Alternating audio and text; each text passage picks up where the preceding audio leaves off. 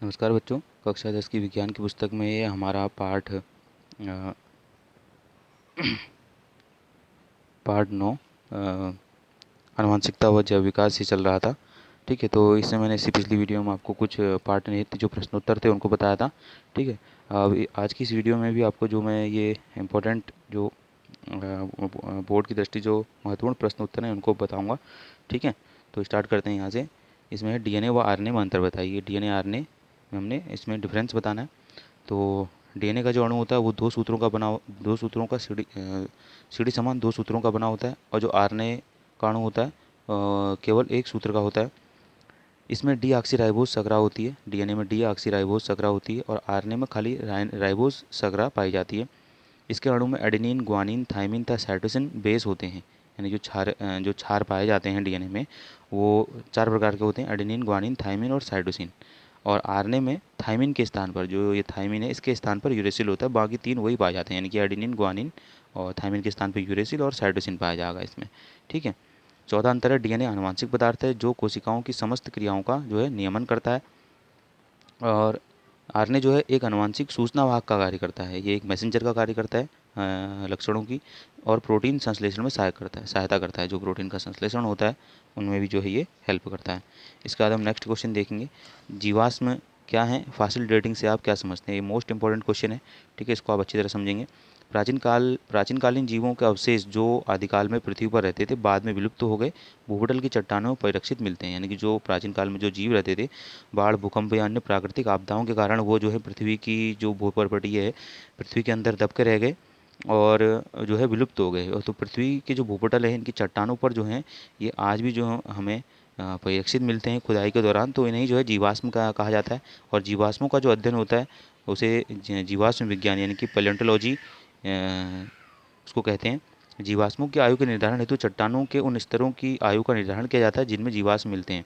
तो जीवाश्म यानी जीवों के जो अवशेष हैं उनकी आयु वो कौन से युग के थे या कितने वर्ष उनको हो गए हैं, तो उनकी आयु का निर्धारण जो है उस चट्टान की आयु के निर्धारण के द्वारा किया जाता है जिनमें जो है जीवाश्म प्राप्त हुए होते हैं। आयु का निर्धारण चट्टानों में उपस्थित रेडियोधर्मी तत्वों और इनके रेडियोधर्मिता विहीन समस्थानिक तत्वों के अनुपात से किया जाता है। यानी कि जो उस चट्टान में पाए जाने वाले रेडियोधर्मी तत्व होंगे और जो रेडियोधर्मिता विहीन समस्थानिक तत्व होंगे उनके जो रेशियो होता है उनके आकलन के आधार पर जो है जीवाश्मों की आयु का निर्धारण किया जाता है। और तो इस प्रक्रिया को जो है फासिल डेटिंग कहा जाता है।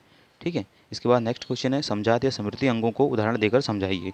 तो समजात या समृद्धि अंग क्या होते हैं करके ये हमने बताने हैं। ठीक है, तो समजात अंग देखते हैं। पहले समजात अंग क्या होते हैं करके। ऐसे अंग जो उत्पत्ति तथा मूलभूत संरचना से समान परंतु कार्यों में भिन्न होते हैं समजात अंग कहलाते हैं। यानी कि ऐसे अंग जिनकी जो उत्पत्ति और संरचना होगी वो समान होगी लेकिन उनके कार्य जो हैं भिन्न भिन्न होंगे अलग जीवों में, तो वो समजात अंग कहलाते हैं। इनका उदाहरण देखते हैं, जैसे कि मनुष्य के हाथ, घोड़े के अग्रपाद, चमगादड़ के पंख, पक्षी के पंख, सील के फ्लिपर, मेंढक के अग्रपाद आदि के कार्य भिन्न भिन्न है लेकिन संरचना समान होती है। ठीक है, जैसे कि आप देखते हैं मनुष्य का हाथ वो अलग कार्य करता है, घोड़े के जो अग्रपाद होते हैं, आगे के पाँव होते हैं, वो दौड़ने का काम करते हैं, चमगादड़ के पंख जो होते हैं वो उड़ने का कार्य करते हैं, पक्षी के पंख भी सील के फ्लिपर जो है दौड़ने और तैरने का काम करते हैं, और मेंढक के अग्रपाद जो है चलने का कार्य करते हैं। इनके जो है कार्य जो है अलग हैं लेकिन जो इनकी संरचना होती है समान होती है, क्योंकि ये आगे के पाँव जो अग्रपाद होते हैं किसी भी जीव के उनसे जो है विकसित हुए होते हैं। तो इनमें क्रमशः ह्यूमरस, रेडियोल्ना, कार्पल्स, मेटाकार्पल्स और अंगुलास्थियों, पेशियों और एवं तंत्रिकाएं जो हैं इनमें पाई जाती हैं। ठीक है, इसके बाद दूसरे आते हैं समरूप अंग, इनको एनालॉगस ऑर्गन्स कहा जाता है। समरूप अंग वे अंग होते हैं जिनकी उत्पत्ति तथा मूल संरचना जो है वो अलग होती है लेकिन उनके कार्य जो हैं वो समान होते हैं। तो जीवों में ऐसे अंगों को जो है समृद्धि अंग कहा जाता है। उदाहरण के द्वारा इसको हम समझेंगे, जैसे कि कीट, पक्षी और चमगादड़ के पंख जो है, पंख का जो कार्य होता है उनके पंखों का कार्य वो उड़ने का ही होता है। ठीक है, जैसे कीड़े मकोड़े हो गए, पक्षी हो गए, चमगादड़ हो गए। ठीक है, लेकिन इनके पंख होते हैं वे अलग अलग जो है उनकी जो उत्पत्ति होती है और जो संरचना होती है सबकी अलग होती है। जैसे कि कीटों के जो पंख होते हैं वो काइटिन जो प्रोटीन होता है उसके बनते हैं। पक्षी और चमगादड़ के पंख जो होते हैं वो अग्रपाद के जो है बने हुए होते हैं।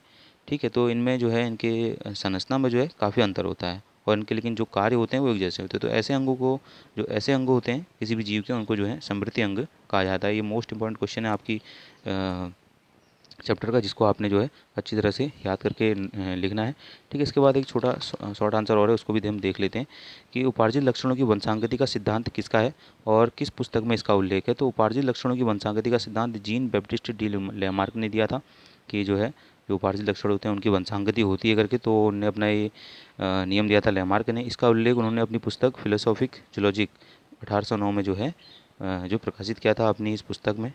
ठीक है, इसके बाद दो लॉन्ग आंसर इस चैप्टर के और बच चुके हैं, बचे हैं, इनको मैं आपको नेक्स्ट वीडियो में बताऊंगा। ठीक है।